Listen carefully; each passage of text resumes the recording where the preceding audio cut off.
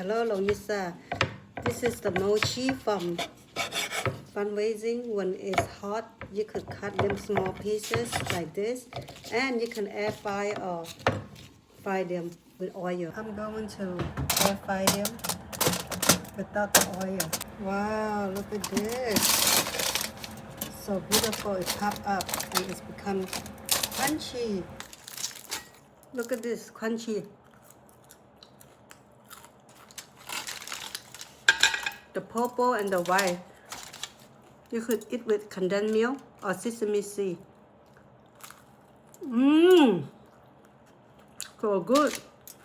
So sticky, so mochi. Look at this. Mmm. Mmm. Mmm.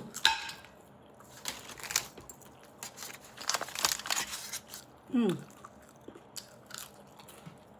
Thank you. Bye-bye.